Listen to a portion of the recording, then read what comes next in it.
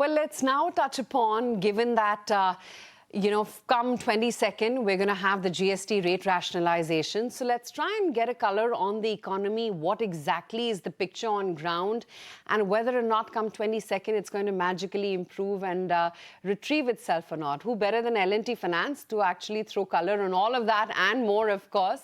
We'll talk about their company too. And joining me right now in the studio is Sudipta Roy, the MD and CEO at L&T Finance. We also have Sachinn Joshi, the CFO at L&T Finance, right here with me in the studios. Sudipta, Sachinn, both of you, thank you so much for your time and joining us today on ET Now. Sudipta, if I could start off with you, because if you talk about BFSI as a sector, that was just such a pain point for many quarters. There was that stress in credit growth, especially in the unsecured lending. Is the GST rationalization the answer, or are things improving as it is on ground? Thanks, Aisha, for the time. And on your question, I think even before the GST cut came, things had been on the pathway to mend, especially on the unsecured lending space. As you are aware that the last financial year, we had a little bit of an asset quality issue on the personal loan side, and which actually saw the Reserve Bank of India coming and putting some curbs and guidelines on unsecured lending. Microfinance industry has had an asset quality cycle, and industries that have adjacencies to microfinance, for example, two-wheelers, etc., also had a little bit of a small delinquency uptick. As we sit in almost the fag end of the year, we have one more quarter to go for the calendar year, we see things improving quite fast, especially on the microfinance side. We have been reasonably surprised by the sharp uptick of demand in the last 2 months. Collections efficiencies have been secularly improving across all geographies, especially in microfinance. In personal loans, things have been improving quite well, and we see disbursements across the industry coming up. Our disbursements also has been very strong, and this quarter we have seen strong growth in personal loans disbursements as well. As regards the GST cut, I think the impact will be felt far more, in a palpable way in the, the auto and the wheel segment, especially if you look at tractors, for example, of which we are one of the largest player in the industry. The GST headline GST has gone from 18% to 5%, which will obviously makes the tractors more affordable. So we are looking at a major jump in tractor volumes in this festive period. Two-wheelers will see a good growth, and obviously the entire auto segment will see a good growth. So overall, I think the festive period will bring in a lot of cheer for the BFSI industry on the back of the GST cuts, and we are hoping for a very good H2 ahead. Okay, fingers crossed on that. Sachinn, what's your reading on the numbers like? Because, like I was just saying, there was margin pressure, there was weak loan growth, elevated credit costs. Is the asset quality stress now finally lifting? Are the numbers totaling up to that? I think, thank you for giving me the opportunity. If you look at big picture, the new RBI governor, as soon as he, came in, you saw growth being talked about. Very clearly, the kind of liquidity that is being maintained by RBI is close to 3 trillion in the system. That, along with the rate cut cycle, which has now started off, plus the GST gains, which will, Sudipta just mentioned about it. I think looking at the whole piece, in spite of whatever is being talked about on the tariff front, I think there is enough room for growth. We have just got out of the microfinance cycle, maybe a couple of months here and there. Especially L&T Finance should be out of it by September, October. And H2, we expect it to be really bumper. H2 will be very good in terms of disbursement growth, overall book growth, and especially the businesses that we are in. We have had taken certain steps when it comes to two-wheeler financing, personal finance, tractor finance. All those things are really coming to an end in terms of the actions taken. And now I think it's going to be a growth period. So H2, we are very bullish on in terms of the overall growth. For the full financial year, we see the growth about 20 to 22% for the financial year FY26. First half, first quarter, we have shown 18% growth, both on disbursements as well as book. The book growth year on year may not really see a significant growth because last 4 quarters have been difficult. But quarter on quarter, clearly a 5% growth is what we are targeting. That's great. Sudipta, I almost saw a twinkle in your eye talking about the farm loan segment and how you're hoping for a recovery there. Tell me a little bit about Project Cyclops. You implemented that in August, right? Actually, we implemented it in June of last year. Okay, June of last year. Yeah. Okay. So what is it all about? And what is it that it's going to bring on the table for you? Yeah, so if you see, Cyclops it's actually a software that we build in-house, right? Our engineers built it, and it goes on the basic premise that when you underwrite these days, right, if you have to do holistic and what I call 360-degree underwriting, then going and looking at the credit bureau records is not enough. So what we do in Cyclops is that we look at the credit bureau records, we pull the bank account through the account aggregator, and then what we look at is that we look at a little bit of alternate data also. And what we do is that the machine is able to do it in one single pass. So what it happens is that, when a customer comes and applies for a loan, I first go and pull the bureau, then I pull the account aggregator, then I pull the alternate data. I triangulate all these signals together and then come to a far more informed credit decision. Why it is so difficult to do? Because if you are going and pulling data from 7-8 disparate sources, bringing it all within a short period of time and giving a response to the field agent who is standing there with his tablet trying to do the entire application process is very, very critical. And that's what our engineers got to do. And the actual results have been pretty liberating for us, actually. We implemented in June last year for two-wheeler business. And in the two-wheeler business, it has been in operation for about 14 months now. We implemented in tractors early this year, and now we have implemented fully in our SME business. If I were to talk about our headline, sort of portfolio bounce rates, especially in the two-wheeler business, between the Cyclops portfolio and the non-Cyclops portfolio, there is a difference of over 12 to 13% in headline bounce rate. So it cuts away so much of what I call the questionable credit. And it has actually also helped us to maintain volumes because we were also identified something which we call undiscovered prime. A customer who is coming in, he might be a new to credit, but he is really an undiscovered prime customer because he's first to credit. So the machine does both ways. It cuts away the questionable credit, but also identified the good credit, but might be new to credit. Together with this, our volumes really didn't fall that much because, original expectations were that volume will fall. What it has done away is that cut away risk very, very effectively while maintaining our volumes, right? And that's been very, very successful for us. We're in the version 3 of the machine now, and our engineers have upgraded the machine. When we launched the machine, we could do 100 transactions per second. Now we can do 1400 transactions per second. So overall, it's an evolving tool, and we'll continue to improve on it.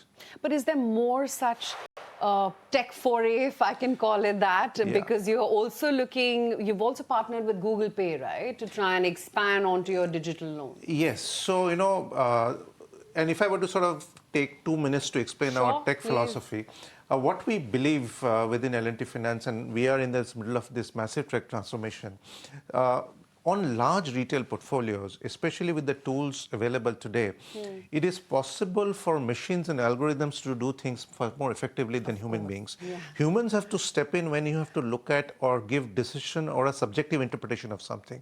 But brute force computing or brute force decision making is done better by machines. So we built Cyclops. Pari passu Cyclops, we are building probably the country's first automated portfolio management engine, which we call Nostradamus, right? Which is basically monitoring a portfolio automatically to see signs of stress. Typically, what happens is that, in Indian financial services, in my experience, I've seen that typically you tend to identify stresses in portfolios after the event has happened, right? The real holy grail would be to identify the event before it happens. And Nostradamus actually is designed to do that, sort of identify the hotspots before it has happened. So that is true to his name, right? Predicted before correct. So it that is why we named it Nostradamus. Nostradamus, yeah. And the Google Pay or the other is also a large part of our digitization strategy, where we have partnered with what we call the big techs, which is basically now we have live partnerships with Amazon. We are the only provider on Amazon. We are live on Cred. We're live on PhonePe as well as we are live on Google Pay. We primarily use these relationships for personal loans origination, And the scale up of personal loans origination through this platforms have been very, very fast and very, very rapid while maintaining credit quality. You will see over a period of time, over the next couple of quarters, our tech initiatives will continue. And whatever we are doing on tech, be it on the large partnership side or core tech, that means our in-house to L&T Finance, will continue to sort of grow and will come and announce to the market as and when we are ready. Sachinn, let me talk about, what the granular picture is like, because Karnataka was one region where you did have collection efficiency challenges. Disbursements were slow. Yes. What is the situation right now? Have things settled down? Situation is improving. Of course, Karnataka, the issue started off with the ordinance coming up, and we saw almost 300 basis point plus kind of reduction in the collection efficiencies. It went down to 96.3. Very clearly, this ordinance was not meant for players like us, right? The NBFCs registered.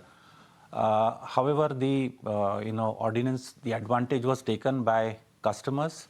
It was the issue not of ability to pay, but intent to pay.